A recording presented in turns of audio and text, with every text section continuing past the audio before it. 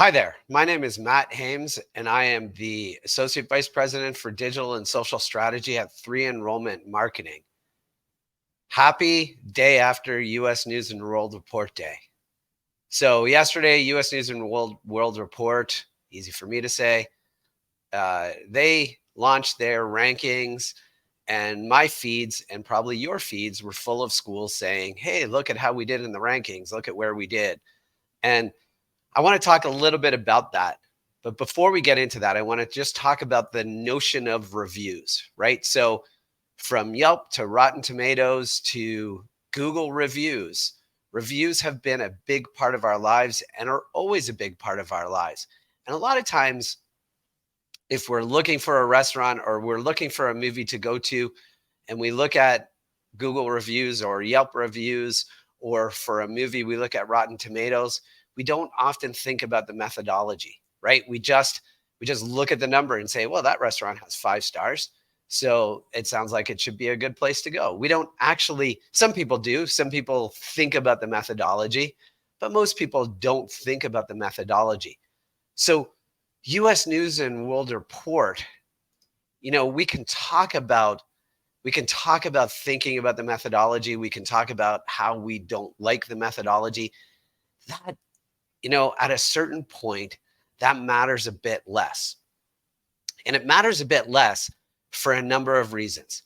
Now, as we in the enrollment world spend a lot of time and energy generating awareness for students about our schools, a big behavior that they do is that they go to Google and they type in the name of your school. So they go to Google and type in Monsters University inside of Google, right?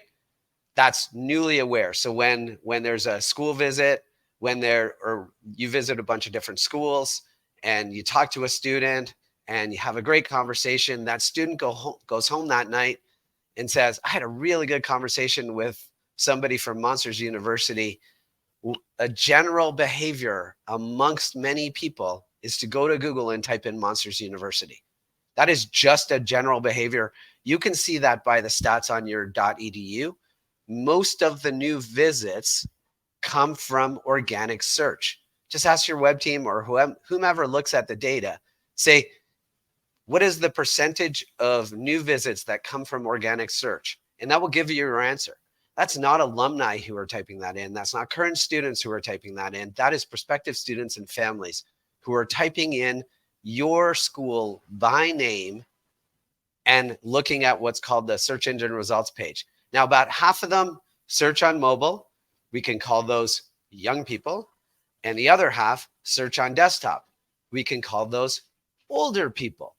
It's not perfect, but it's a good delineation of the people, right?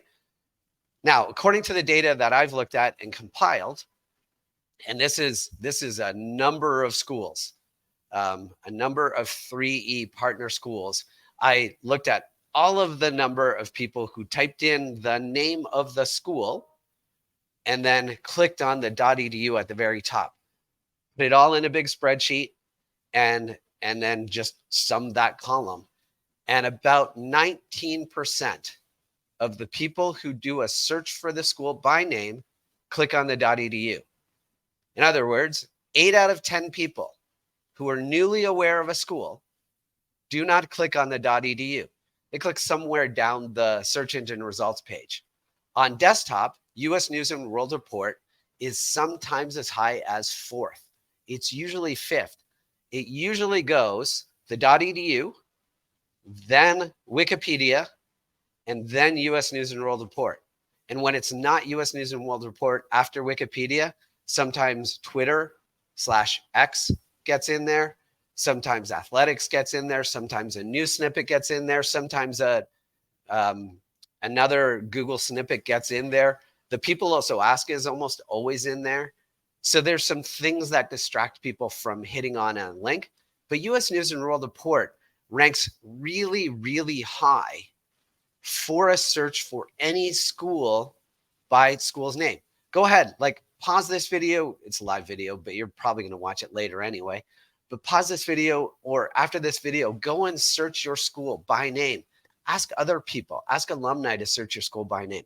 See where US News and World Report ranks, because it ranks very high. Now, I'm not telling you anything new, right? They have managed to get a good SEO ranking for just about every school. And honestly, SEO is literally gaming Google, right? So search engine optimization, in the word optimization, the word is gaming Google. It's gaming a site. That's what we try to do when we do SEO. We try to do what's called white hat SEO, which is just call things what they are so that Google can find them. And then there's ways that you can game SEO by, adding link farms all over the place. You don't want to go down that road, definitely. But what you want to do is you always want to think about how gaming it is an important thing. So I'm telling you that US News and World Report matters. It doesn't necessarily have to matter. It's always going to be there, right? Your ranking is always going to be there, but you can address it on your .edu or in your digital.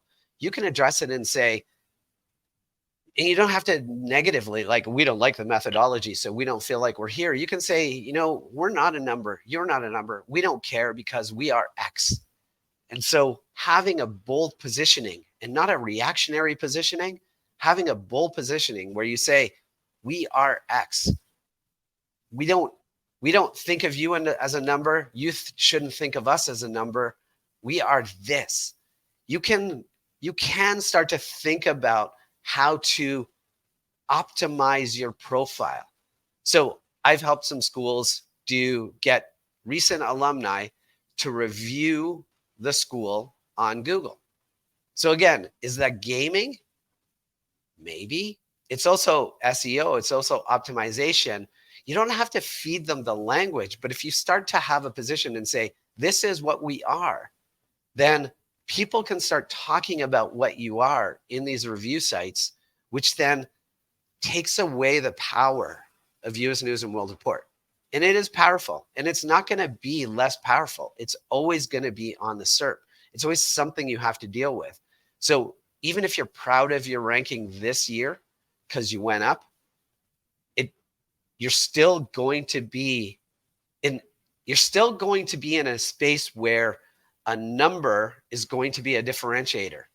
So, the way to think about this, right, is that if somebody goes to your digital presence and they see that you have class sizes of a certain size and that you can start any club anywhere and that, you have a tree for somebody to study underneath of in the fall and whatever, and then they look at another school and it has all the same attributes, but that other school is ranked by US News and Report 20 points higher. Well, that's a thing, right? You understand 20 spots higher in the ranking. That is just a thing. And it's the same thing when we think about a restaurant. Well, this restaurant here has a great menu, and it has 4.5 stars, whereas this restaurant over here, which also has a great menu, has 3.5 stars. And you just intuitively know or think or have just been trained to think that the one with 4.5 stars is better than the one with 3.5 stars. The methodology could be totally wrong. It could be just a bunch of people who went and spammed the review sites and gave them ones because they had an argument, or there's a number of ways, but we never look into the details, right? We just kind of go, yeah, and again, I'm not saying that you just blindly follow rankings. I don't mean that. I mean that subconsciously, we just understand objectively that 5 stars is better than 4 stars. And a ranking of 75 is worse than a ranking of 50. That's just objectively true. But it doesn't have to be objectively true for your school. So this is a long way of saying that instead of trying to think about how to game these things, like you can ask your recent alumni to review you on Google. That is going to help your click-through rate, that 20% click-through rate. That is going to help. It's going to help when people look at maps.google.com to come to your campus for an open house. Getting to see a bunch of people who say, I got a meaningful experience here, is going to help you. There's a number of ways where it can help you, and you're not gaming the system. You're optimizing your digital presence, which is search engine optimizing your digital presence. is not gaming it. It's making sure people understand that you have a position and you are a place for young students. So in conclusion, which is a long conclusion, I know, start thinking about this in terms of your digital presence and what you are saying. Don't rely on US News and World Report, but also don't run away from it. US News and World Report will take images every year. So make sure you have images. I look through some US News and World Report and I see the school has like 5 images and then another school has 31 images. So make sure that they have the most up-to-date data. Make sure, embrace it, right? Embrace these things. Don't run away from them, but also while you're not running away from them and embracing them, make sure you embrace what you are, what you stand for. It's positioning. Make sure people understand that you're not reliant on a number. Instead, you're reliant on a position.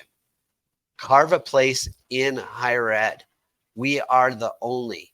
We are a place where, and it can't just be, we are a place where you'll learn to become an adult or you'll learn to love to learn. Be specific about what it is and plant your flag. Anyway, do you have any questions, any comments, any concerns? Leave them in the comments below and I will take a look. And thank you for spending time with me this morning, and we'll talk to you soon. Bye.